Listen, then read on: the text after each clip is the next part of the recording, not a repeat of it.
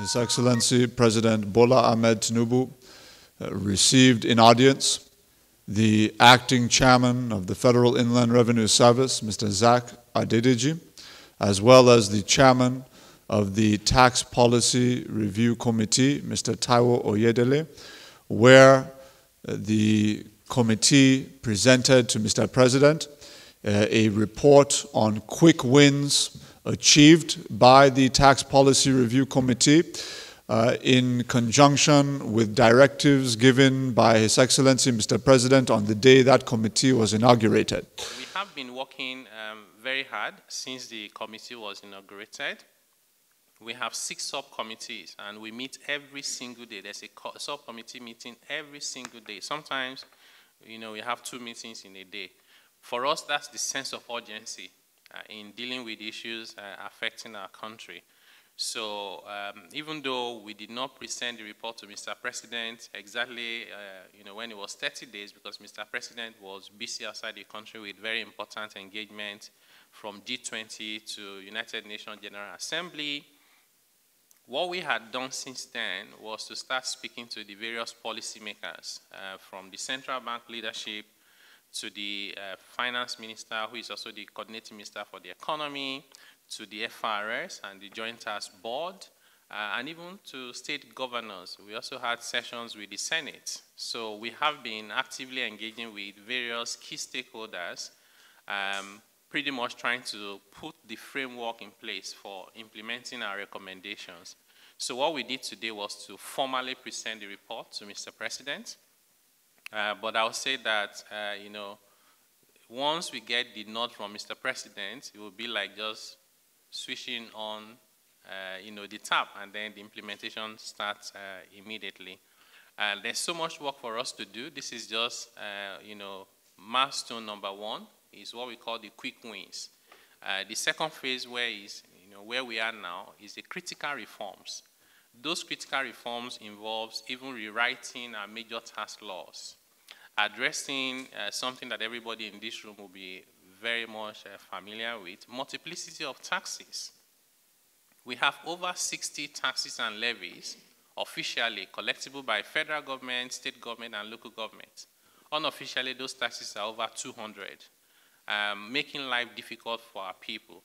So the objective we have, and that's what we're working towards, is to bring all of that to a single digit. So the taxes at all levels of government combined, we think should be less than 10.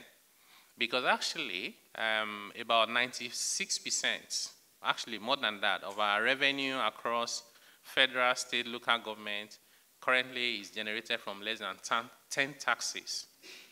And we've seen countries like South Africa generating more than our entire national tax revenue from just 1 tax. So there's no evidence to show, in fact, the contrary is true, that the more the number of taxes you have, actually the less revenue you collect, because you just create the opportunity for leakages and some non-state actors collecting money and keeping it to themselves. We're speaking to traders, Matan, and they said to us, people selling pure water in the market collect, they call it tickets, 7 tickets every single day.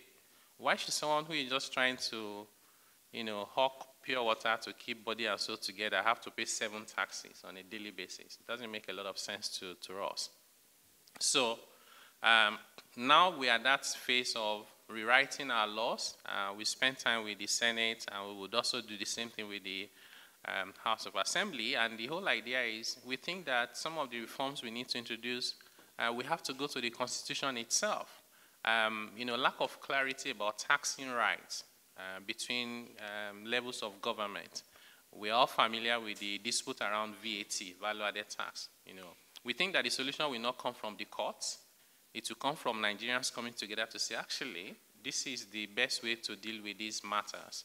We have commenced our public consultation and stakeholder engagement. It's open until the 15th of November. I'm glad to inform you that after just a few days of opening up that platform for engagement, we have received input from every single state in Nigeria, and we're just starting. So we'd also encourage the media to help us project and amplify those messages. We want to listen to every single person who has something to say. I was particularly delighted because in our stakeholder engagement groups, we have Nigerians living with disabilities. Of course, we have farmers, we have Nigerians living in the diaspora. But I met a man who was on a wheelchair, and he stopped me and said, you know, are you Mr. Taiwo Yedele? And I said, yes. So he already opened his phone and showed me the message we published, saying that we're also going to engage with people with disabilities, and said, thank you very much for remembering us. And my heart was, it was as if there was a light that just goes off. And he said to me, they're working on their submission now to send to us, right? We want to listen to everyone. We want to hear everybody out. We want to co-create a solution for the future of Nigeria that we want.